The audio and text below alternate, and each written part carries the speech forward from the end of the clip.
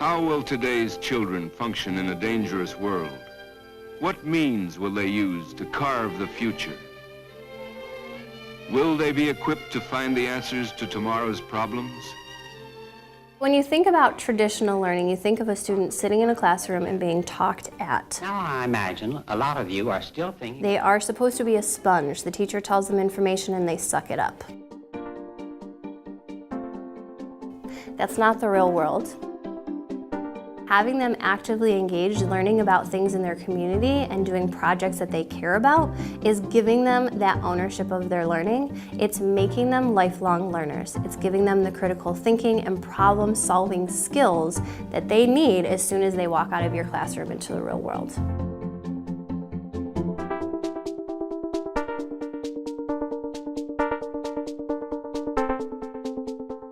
So there are a lot of different ways to approach PBL, a lot of different ways to implement it, but really it all boils down to 5 essential keys. Real-world connection, core to learning, structured collaboration, student-driven, and multifaceted assessment. The first key component of PBL is real-world connections.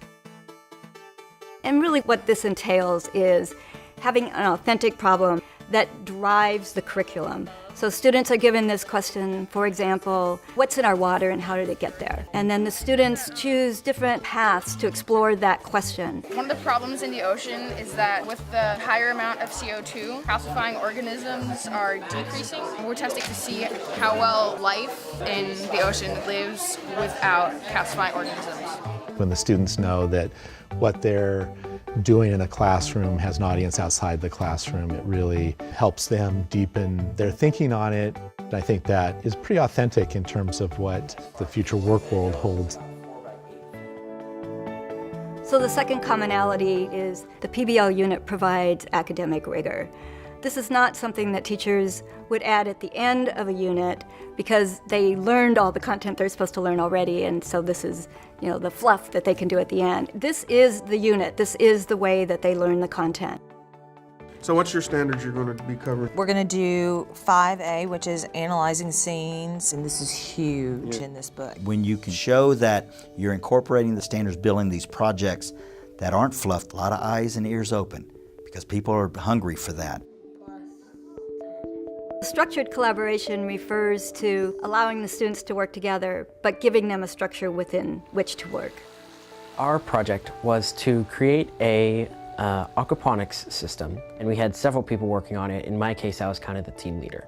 2 members of my group who are kind of just like the thinkers that would think, what if we could include this? Once those 2 came up with the ideas, it would go through another person who was kind of like the designer to figure out, oh, how would we make it? And then it would kind of go up to me and say, and I would kind of be like the final decider. We would never put 4 kids together at a table and say, here's a task, get it done during this time period. It's very carefully scaffolded.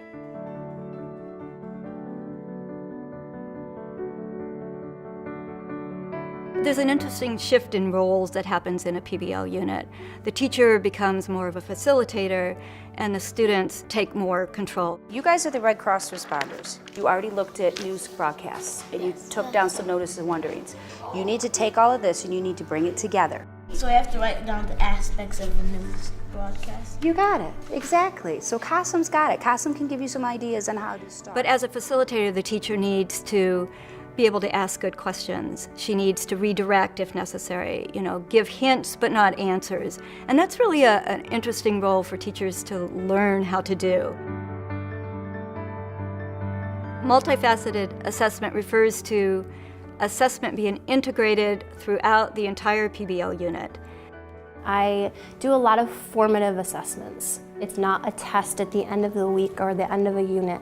You're doing a lot of small check-ins with the students to see where they're at and to see that they're growing along. I think it's really important to also make sure that the students are assessing themselves. It's a process that we are really trying to bring back again to the student so that kids are part of the assessment process and that assessment is just not being done to them.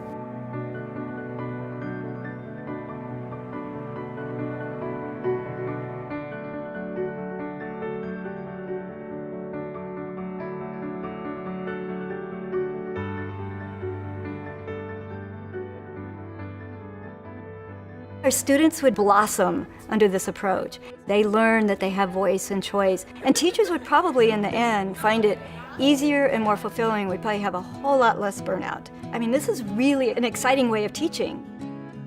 What we've done for the last 100 years direct teaching, for some students it works, but for most students it doesn't.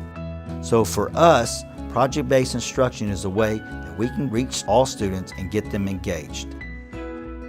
Right now, my favorite project is called Create Your Own Project. My favorite project this year was in chemistry, and what it was about, we were using chemistry and reactions to create a soda.